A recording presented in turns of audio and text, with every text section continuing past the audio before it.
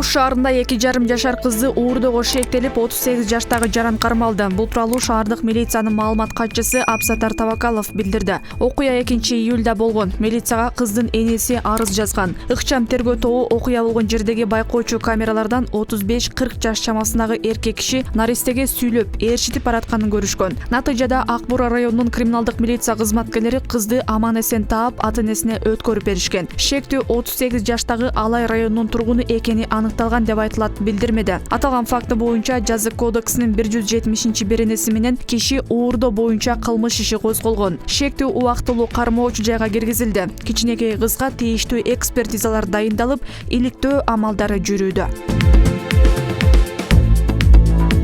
Президент Садыр Жапаров кол койгон жарлыкка ылайык судьянын жүрүм-турумунун кынтыксыздыгынын талаптарын бузгандыгына байланыштуу Оңолбеков Дамирбек Мадылбекович Кыргыз Республикасынын жергиликтүү сотунун судьясынын кызмат ордунан бошотулуп, Чүй облустук сотунун судьясы ыйгарым укуктары мөөнөтүнөн мурда токтотулду.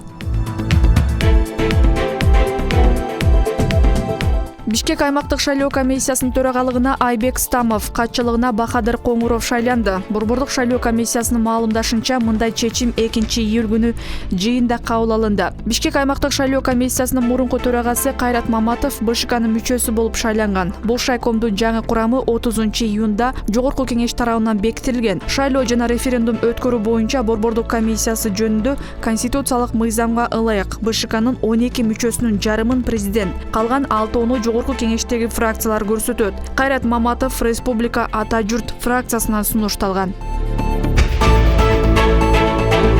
Министрлер кабинети оң рөлдүү автоунаалардын кузовун алмаштырууга тыюу салууну көздөп жатат. Бул боюнча токтом долбоорун санариптик өнүктүрүү министрлиги коомдук талкууга алып чыкты. Министрлик билдиргендей, 1990-жылдардагы экономикалык оор кырдаалдан улам өлкөгө оң рөлдүү автоунаалардын келиши көзөмөлгө алынбай калган. Кийин алар жолдо жүрүүдө бир топ кыйынчылыктарды жаратары аныкталып, 2015-жылдан тарта Кыргызстанга оң рөлдүү автоунааны алып кирүүгө тыюу салынган. Бирок бул эреженин атайын техникага тиешеси жок. Ал тетиктердин барасында өндүрүүчү автоунаанын кыймылдаткычтарынын түрү, чыккан жылы, машинанын өңү сыяктуу маанилүү маалыматтарды жазган бөлүктөр дагы бар. Андыктан өлкө аймагында мурда алып келинген оң рөлдүү автолорду оңдоодо кожоюндары жаңы келген тетиктерди пайдаланат. Мындан улам транспортты кайра каттоого тургузган учурдагы мурдагы машинанын документине жаңы тетиктерде жазылган маалыматтар кирип калат дагы, кийин көп көйгөй жаралат деп айтылат түшүндүрмөдө.